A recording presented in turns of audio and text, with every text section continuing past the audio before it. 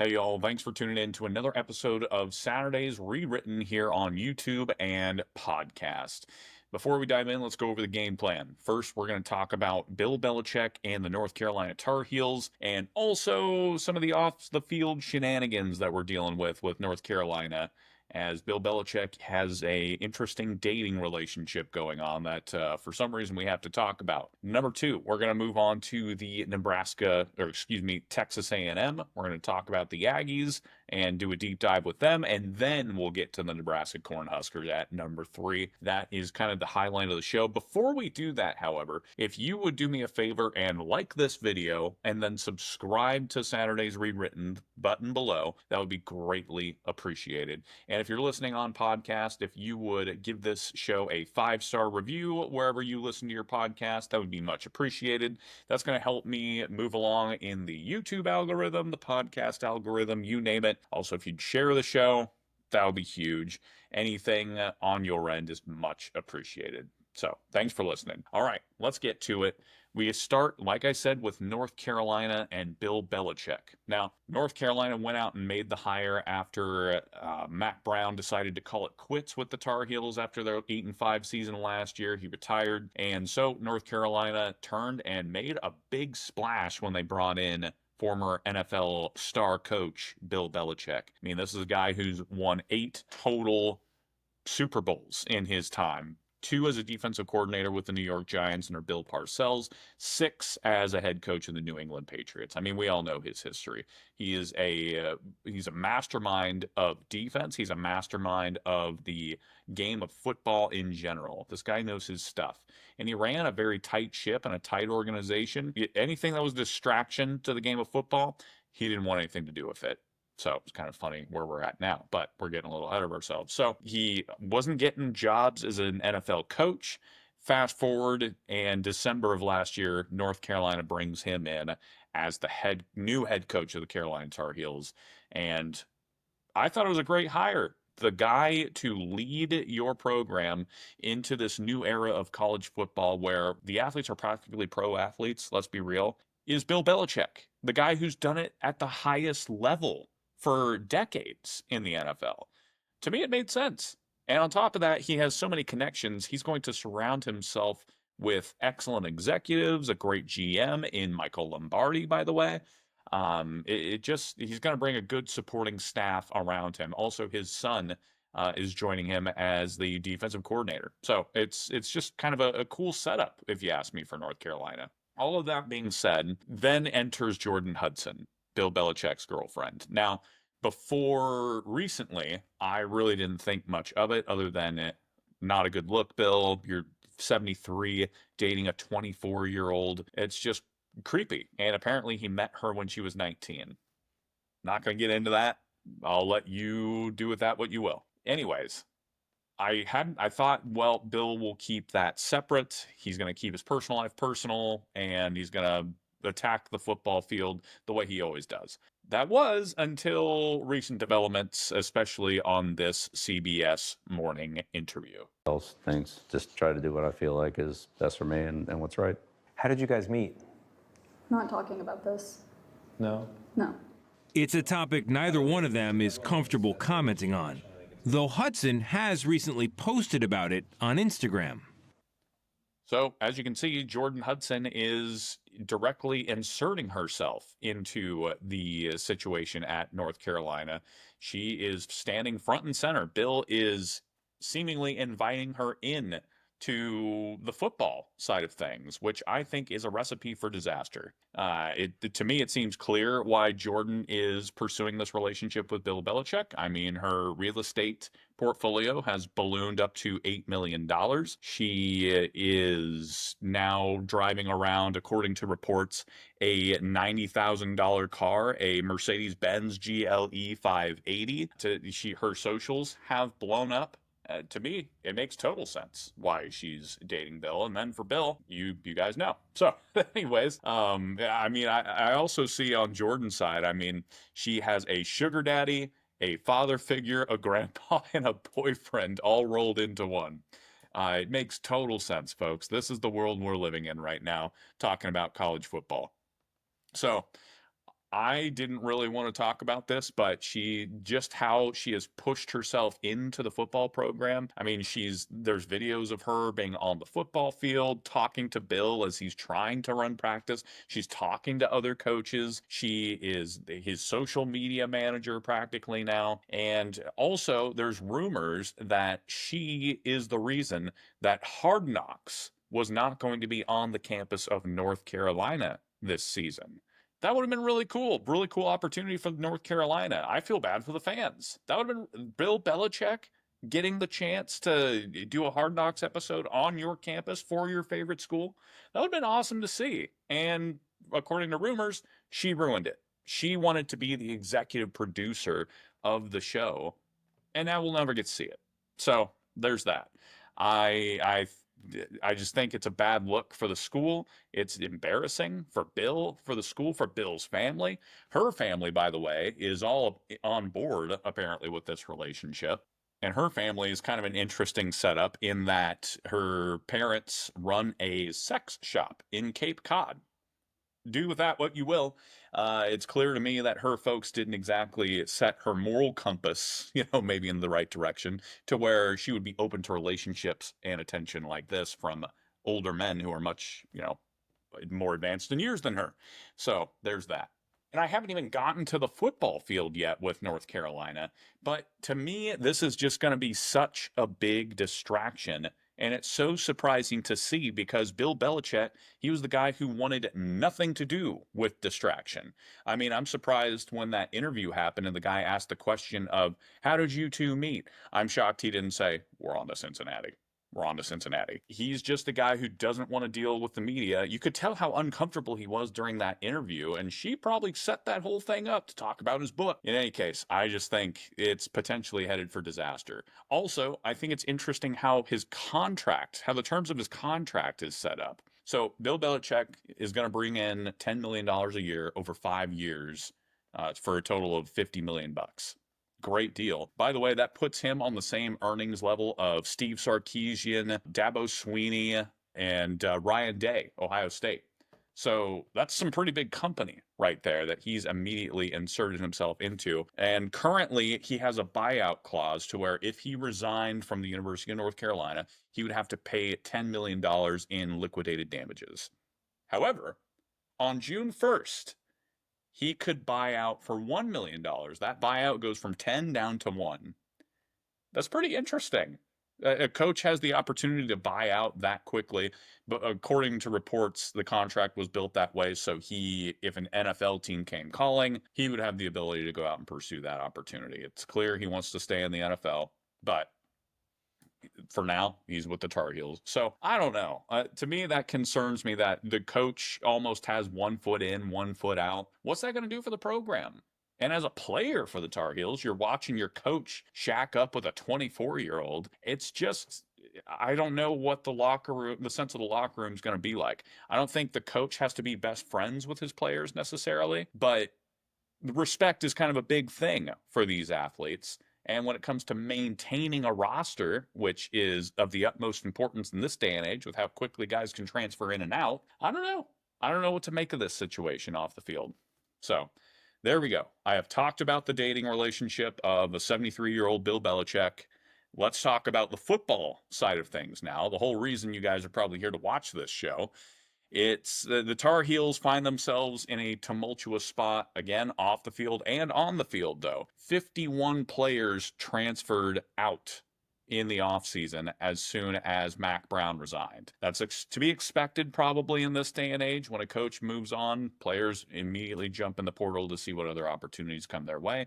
Doesn't mean they necessarily leave North Carolina, but they have that option, so they want to explore it. I get it. So a lot of roster turnover.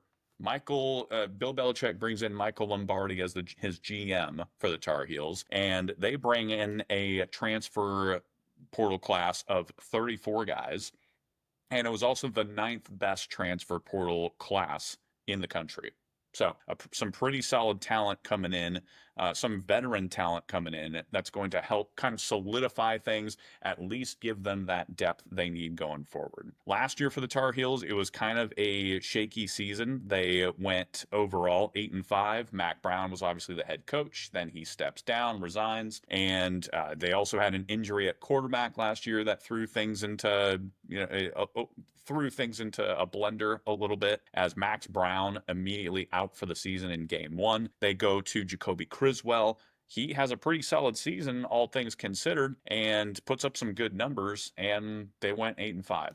So a solid football for the Tar Heels. Criswell is moving on this year, and he is off to SMU. He's transferred out to SMU. Not a bad landing spot. But this year, for North Carolina, they do have some good, talented players coming in here. And by the way, the transfer portal class for North Carolina was just behind Miami at number 3 and number 6, Florida State.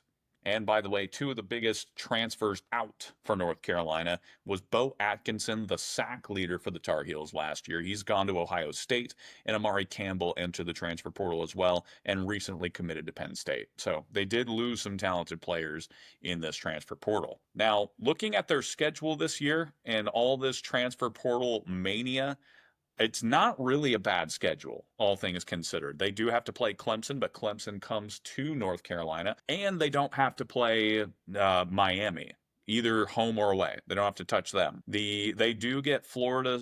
I do believe they don't get Florida State either. It's crazy to me how we're talking about how Florida State almost isn't a power right now because of the dumpster fire season they had last year. I still think Florida State's pretty talented as far as the athletes they're able to bring in and whatnot, but they don't run into them either. Take that as you will. So, all in all, a pretty soft schedule, in my opinion. They do have to go at UCF, and they do have TCU to start the season at home. But again, those to me seem like games that they could pull off. So, all things considered, not a bad schedule.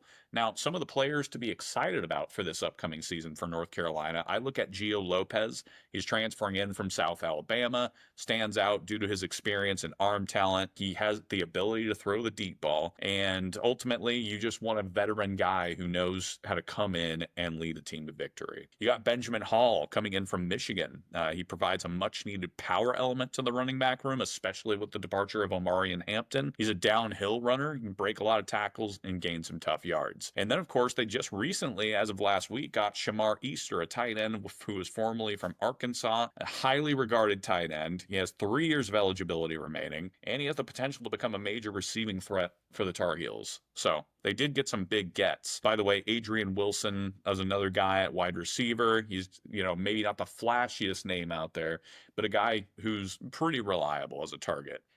And they did get some big defensive guys as well. DeAndre Robinson from Florida, highly rated recruit coming out of high school. Joseph Mupoy transferring in from Penn State, expected to boost the pass rush. Thaddeus Dixon, veteran defensive back from Washington. Man, the Huskies have lost a lot of transfers over the years. In any case, they do have some talented guys coming in. The recruiting class was in the mid-30s from what I saw, according to 24/7 Sports. That's usually what I look up through. In conclusion, lots of pieces being thrown together for the Tar Heels. Good bit of talent, but with all the distractions brought in by Belichick, I don't know. It just seems like a big blender to me. I don't really know what we're going to see from the Tar Heels this year. But on the plus side, again, talented players. They dodge Miami. They get Clemson at home, and they don't have to play Florida State either. And again, Florida State, who knows how they're going to land. The ACC is just, in my opinion, not a strong conference. Sorry, Garrett. Sorry, people who live out in North Carolina. There you go. So there's North Carolina. They could have in my guess, they're probably looking at like a 6 to 8 win season. So moving on. Let's go down south to Texas A&M. Texas A&M is always an interesting program for me in that, in theory, this is a team that is set up to thrive in this new era of college football. I mean, think about it. They have a ton of NIL money to play with. They have some of the best facilities in the country. They're right in the recruiting battleground state of Texas. They're in the SEC. They have a lot of pipelines to be able to draw from. And they brought in a pretty dang good head coach, in my opinion, of Mike Elko. He's not the big flashy name like a Jimbo Fisher. He's just a guy who loves football, and he coaches great defense, and he just loves the game, and he loves Texas A&M too. Great hire all around, in my opinion. So why are they not ever able to get past the 9-win mark? I think historically, they haven't won a conference championship since 1998, and they haven't won over 10 games since the early 2000s. Why not, though? It's crazy to me.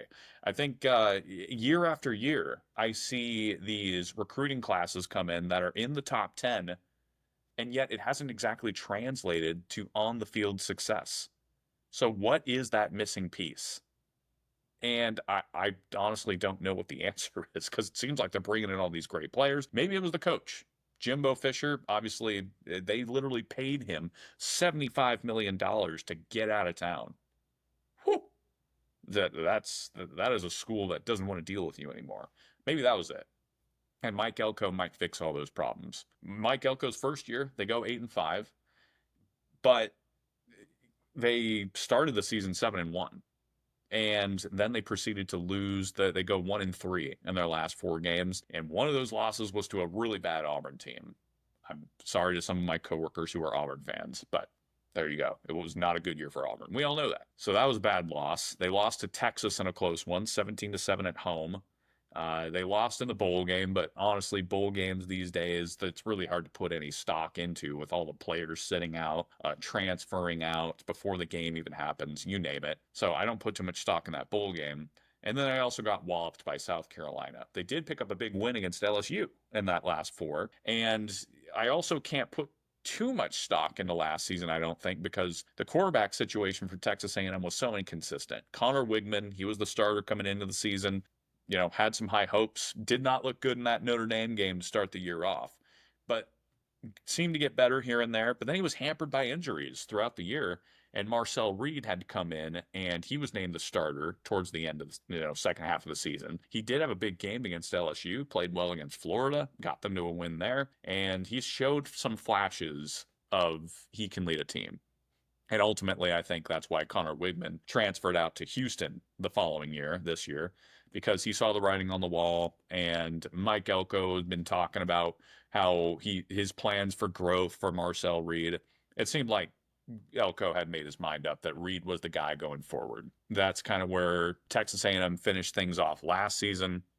Now, looking ahead to 2025, they brought in a great transfer portal. It was in the, I believe it was number 11, and the recruiting class was 9th. So all things considered, once again, Texas A&M is bringing in a fantastic class this year. 9th recruiting, 11th transfer. I was right. Okay. I think there's also the fact that reports indicate that Marcel Reed, it seems like he's getting better. He's worked hard in the offseason. He's getting better throwing the ball. That makes me excited. If Marcel Reed by himself can just be a consistent quarterback with all the talent that is surrounding him at Texas A&M, that leads me to think that Coach Elko is going to put the team in the right places to succeed, and maybe they win some of those tough games this year.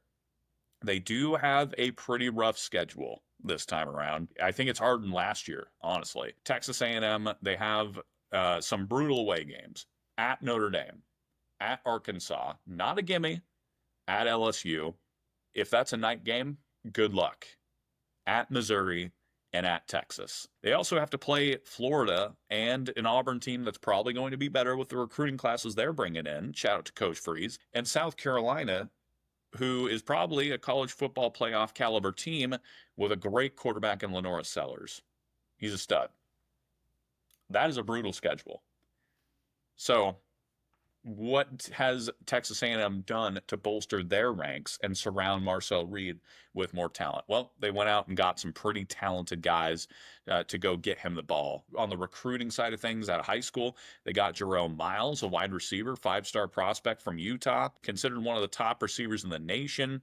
Although he did get an ACL injury, so that's something to keep an eye on. How will that impact him going forward? Is it going to slow his progression as a player? Lamont Rogers, offensive tackle 5-star recruit. He's massive. He's 6'7". So if you want to protect your quarterback, not a bad guy to go get. 5-star. How about KC Concepcion? Sorry, Garrett, big NC State fan. KC Concepcion is now down at Texas A&M, and he's a highly productive receiver and expected to be probably one of their biggest contributors. So fast, lightning quick, and a guy you don't want to lose coverage on. Julian Humphrey, defensive side, cornerback from Georgia, provides an upgrade to the Aggie secondary. They got TJ Searcy, a defensive end from Florida, 6'5", super athletic. They went out and got some guys, some dogs. And everything, again, that from camp I'm hearing is that Marcel Reed, he's putting a lot of work in the offseason, still the offseason, and he's looking good heading into fall camp this year.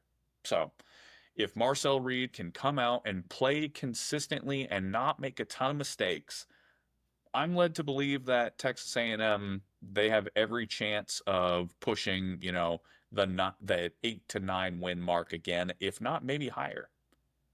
Can they go on the road and win some of those tough games? They have to go at Texas to end the season. That's tough. Some of those road games are brutal. Can they go out and steal a couple of those? I think Missouri's doable. I don't know what Missouri's going to be after losing some of their NFL talented guys like Burden, for example. But Missouri on the road's tough too. The SEC is just tough. You don't know, folks. I don't know. But A&M did make some good moves in the offseason. Year 2 under Mike Elko. Excited to see what they come up with. Okay, that brings me to the Nebraska Cornhuskers. The Nebraska Cornhuskers. Talk about a program that used to be one of the just winningest programs in the country, year in, year out, always competing for national championships in the 90s, especially 80s, 90s, you name it. They were always in the running for the national championship. Great fan base. Just a brand, the iconic N on the side of the helmet. I actually interviewed Mike Rucker in my senior thesis before I graduated high school. He helped me, and Mike Rucker, former defensive lineman for the Nebraska Cornhuskers, national championship winner, played 10 years for the Carolina Panthers. Those were the kind of players that Nebraska was sending out year after year. And obviously after the late 90s, they kind of fell off the wagon in the 2000s, and it's just been an up and hill roller coaster of Nebraska's back, and then they fall down the tubes again. Oh, this could be the year we rebuild, and then it doesn't happen. And ultimately, I think NIL is exactly the type that'll help a program like Nebraska. I think Nebraska is a little bit tougher to recruit to. Nebraska fans might disagree, but Lincoln, Nebraska, to me, is not exactly an ideal destination for some of the top talent. If you're trying to recruit a kid from LA, we're trying to recruit a kid from down south, Atlanta area. I don't know if that's a huge destination. All that being said, NIL really helps things. And now Nebraska's landing top 25 recruiting classes. I think they were able to do that, pretty effectively throughout the years, but now it seems to be it's here to stay. And this year they come in at number 19 in the recruiting class, I believe. And let me just say this, personal experience with Nebraska. My dad, my brother, and I, we were moving across the country from West Coast to East Coast, and we took a pit stop in Lincoln, and we're college football fans. So my dad was like, let's go see if we can get in the stadium. And we show up at the stadium, we walk into one of these entrances, and we ask one of the workers there, is there any way we could get onto the field? And he shook his head and said, no, but let me show you something. And we go up in this elevator, we go up to the press box, and it overlooks the entire stadium. You've got the media room where you can sit and pretend to do interviews. You've got the trophy room where the Heisman trophies are for all the history of Nebraska. That was just a really cool experience. Nebraska has tradition, and their fans are some of the best in college football. 80,000 plus week in and week out at that stadium, selling it out. And they're there before kickoff. It doesn't matter who they're playing. They're there. So I'm pulling for Nebraska. I hope they figure it out. It would be really cool. I think it's good for college football if Nebraska's elite again. And I think they could get there. Matt Rule has them headed in the right direction. His first year, they started with I believe it was 3-9. Not a good year. But a lot of those losses were within a touchdown. That's how close of a margin it was. They were right there in some of those games, just couldn't put it together at the end of the day. Turnovers killed them. Fast forward to year 2, last year. They go 7-6. They bring in a 5-star quarterback, Dylan Raiola, that legacy quarterback. He comes in, just some excitement and buzz around the program again. They bring in some talented guys. Nebraska has some dogs coming to town. Their defense was great last year. They ranked, I believe, 19th overall defensively. Yep. No, 17th. That was their scoring defense. 17th. They only gave up 19 points a game. Rushing defense ranked 14th. You weren't going to run the ball against Nebraska.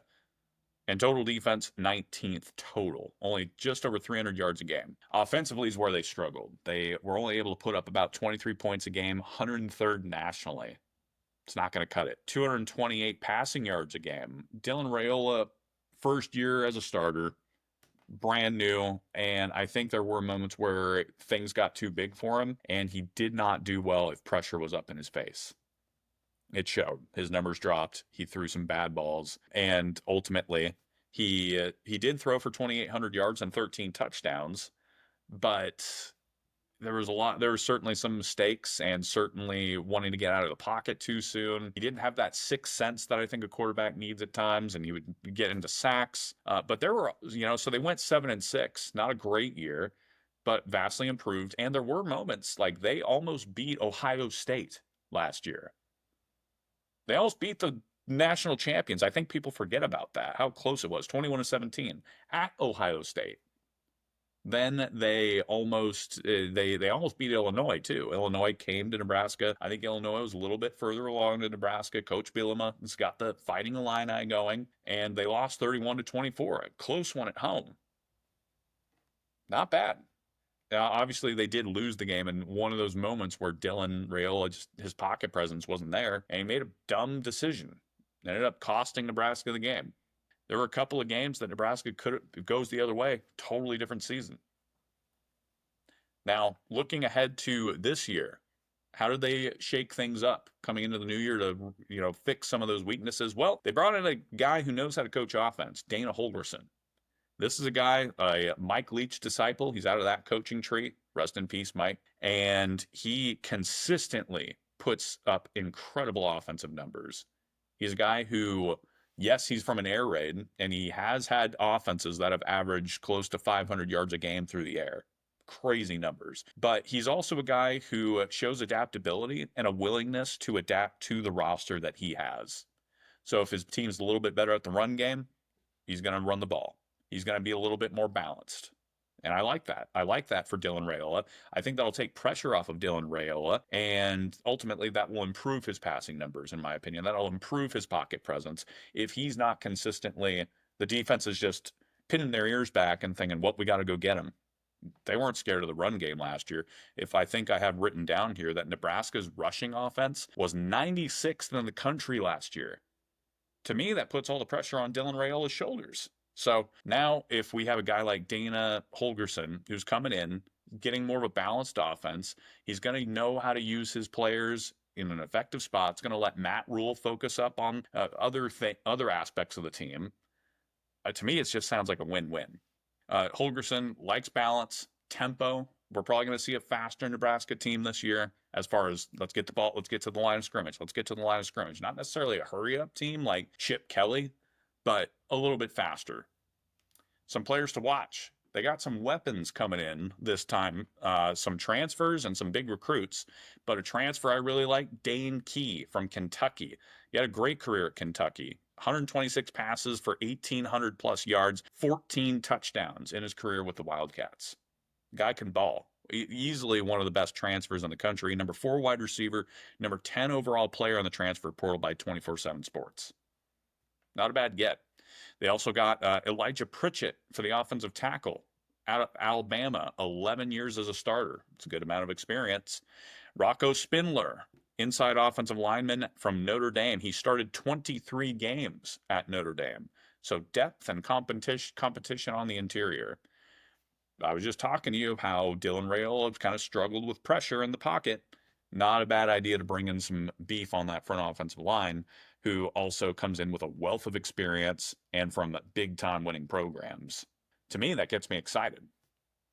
So, and according to reports, Dylan Raiola is improving in the offseason, entering his second season, expected to improve significantly and potentially contend for. I don't see why he couldn't contend for all Big Ten honors if he improves his pocket presence. He doesn't have to throw the ball all the time. The running game is better this year. Why not? On top of this, they have a much more favorable schedule. They don't have to play Ohio State or Oregon, and a lot of the big teams they got coming on their schedule this year is coming to their place, their house. They don't have to go on the road to some of these big, tough games. Now, that being said, they do have to win some games that they lost last year. UCLA last year should not have lost that one. They have to win that game. Maryland, you got to win that. So if Nebraska is able to flip some games around from last year that they should not have lost, I easily could see them picking up 9 wins this year, 9-3, and sniffing the college football playoff. Who would have thought? I could see 10. Who's to say? They got a very favorable schedule. I'm not saying Nebraska is an elite team per se. I still think they got a ways to go for that. But things could line up favorably for Nebraska to where suddenly we're talking about the Cornhuskers making some noise. And Matt Rule, he's a good coach. I like him. I think Nebraska's set up for success. With all that being said, thanks for tuning in, guys. I'll see you next week, and like and subscribe.